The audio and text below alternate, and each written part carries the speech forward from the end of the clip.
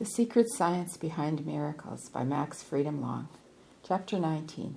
The Magic of Rebuilding the Unwanted Future.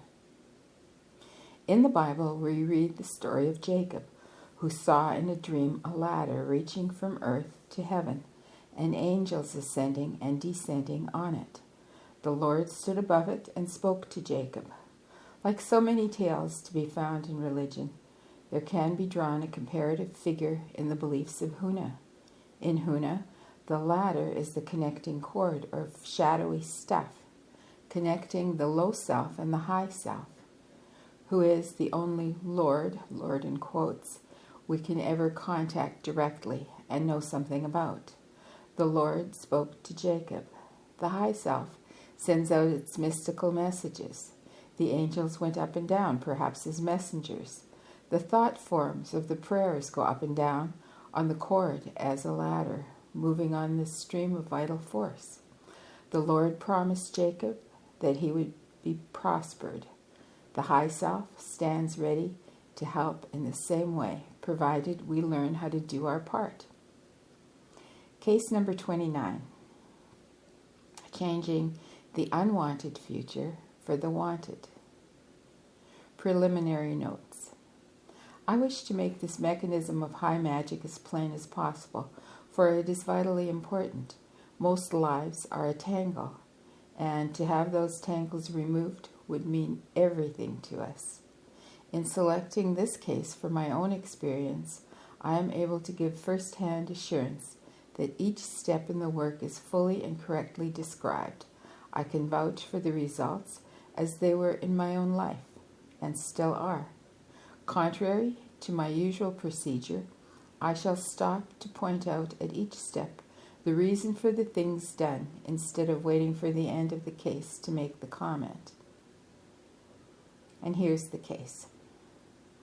In the year 1932, in Honolulu, I owned a camera store which was hard hit by the Depression and the lack of tourist trade. Threatened with the loss of everything, I went to a Kahuna for help. The Kahuna was a Hawaiian woman of about 50. I had known her for some time, and when I told her that I was in trouble, she set to work at once to see what could be done to right my affairs. We went into a small dining room and sat down at the table. While she smoked and listened, I told of my difficulties. I was faced by the necessity of selling out of my business with the stock and fixtures or facing bankruptcy. The only person in Honolulu who could buy my store to any advantage was my competitor. He owned a larger and older camera store. I had gone to him 3 times to try to get him to buy me out at a very low figure, but could not interest him.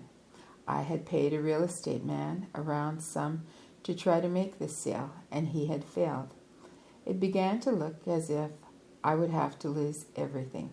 My lease had but a few weeks longer to run, and to renew my lease for the 5-year period at an advance in rent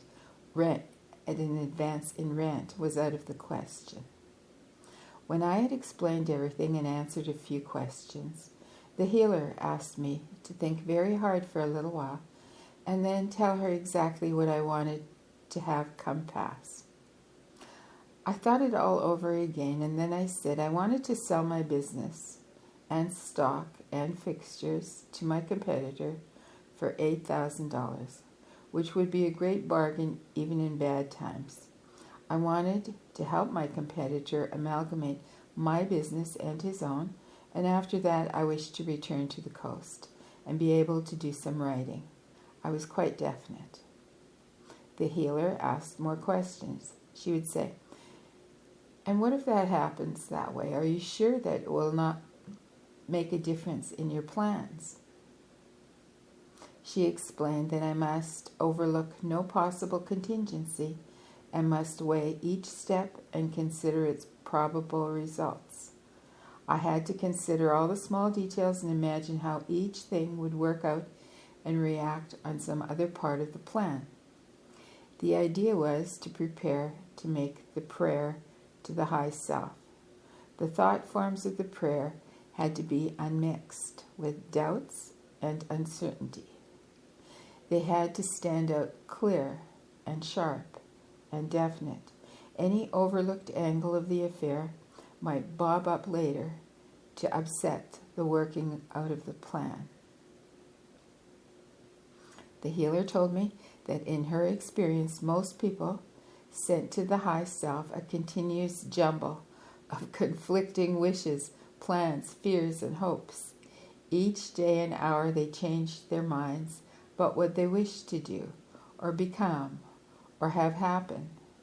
As the high self makes for us our futures from our average thoughts, which it contacts usually during our sleep, our futures become a hit and miss jumble of events and contrary events, of accidents and good and bad luck. Only the person who decides what he wants and holds to this decision doggedly, working always in that direction, can present to the high self the proper thought form from which to build the future as desired and planned and worked toward. After an hour of discussion, the healer was satisfied. She announced that the next step was to contact the high self and ask whether or not the plan was such that it could be made to materialize. Instead of using the crystal gazing arrangement of a black, smooth stone swished with water in the bottom of a calabash bowl, she brought out a glass tumbler, filled it with water, grated half a teaspoon of yellow ginger root into the water to cloud it and to act as a physical stimulus to ward off spirit influence of the poltergeist type, should that be near.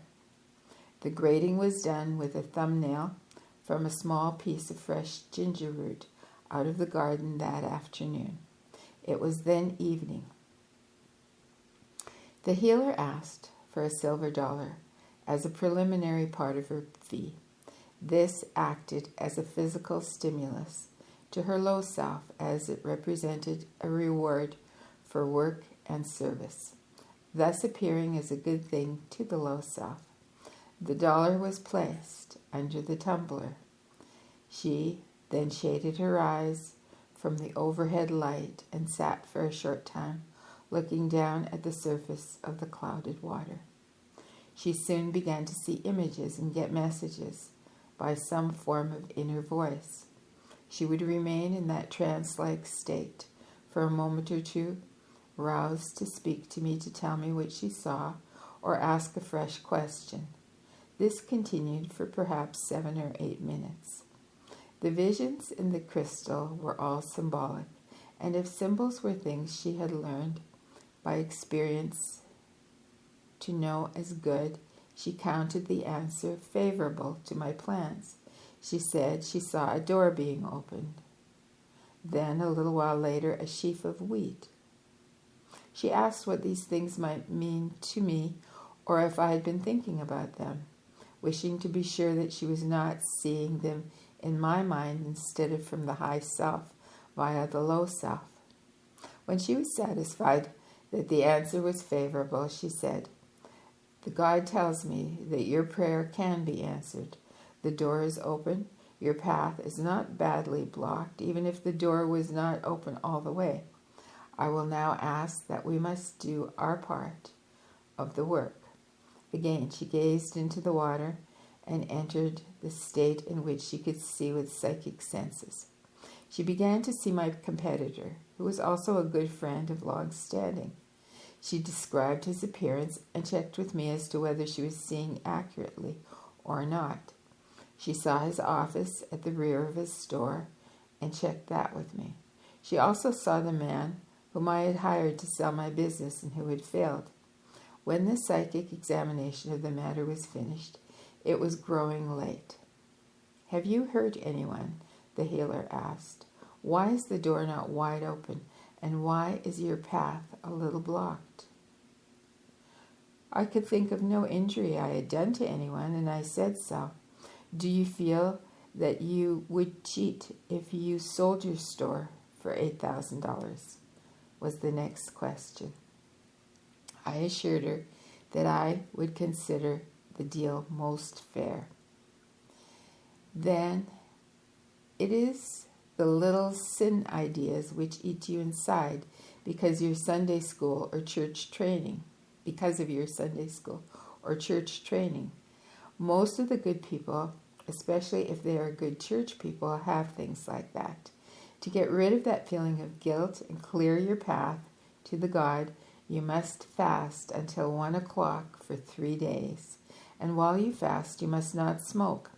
After 3 days, give a gift to some person in need or to some charity. This gift must be large enough to hurt you a little, almost more than you can afford. This will make you feel deep inside you that you have done enough to balance all your little sins. And after you have done these things, come to me again. The healer was prescribing very excellent physical stimuli to impress the low self in me that it was making amends for such acts as it believed to be sins. I had no way of finding out what those small guilt complexes might be, but that made no difference. I carried out the orders during the next 3 days, finding them difficult enough to impress my low self, not a little, as I had been blessed with a good appetite and at that time loved to smoke. My gift was made to the Salvation Army, this being, in my mind, a good charity organization. Again, arriving in the evening, I sat with the healer at the round table. She again made use of the tumbler mechanism in the same way, and after a few minutes saw the door again, this time wide open, announcing that my path was now unblocked.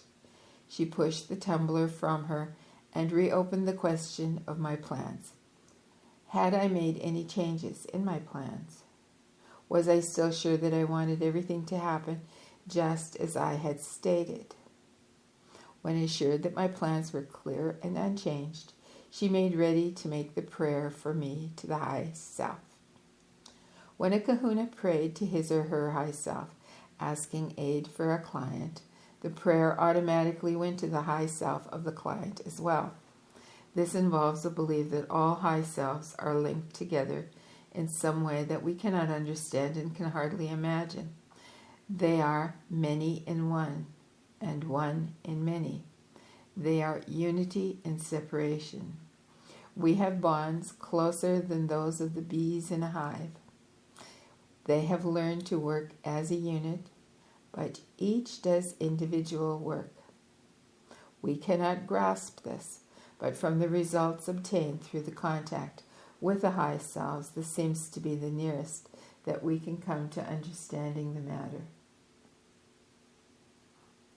To make the prayer, the healer rose and walked slowly back and forth, breathing heavily, and after a few minutes, she paused beside the table, said quietly that she would now make the prayer to the God for me, and then, looking as into the distance, began speaking in Hawaiian. Slowly and with great force, she voiced the prayer once, then repeated it, and then repeated it again.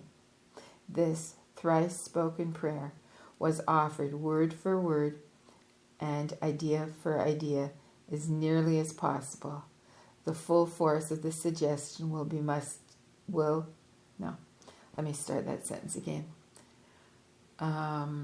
This thrice-spoken prayer was offered word for word and idea for idea as nearly as possible. The full force of the suggestion, the full force of the suggestive will being mustered to cause the low self to carry to the high self the thought forms which were being made by the carefully and firmly repeated prayer.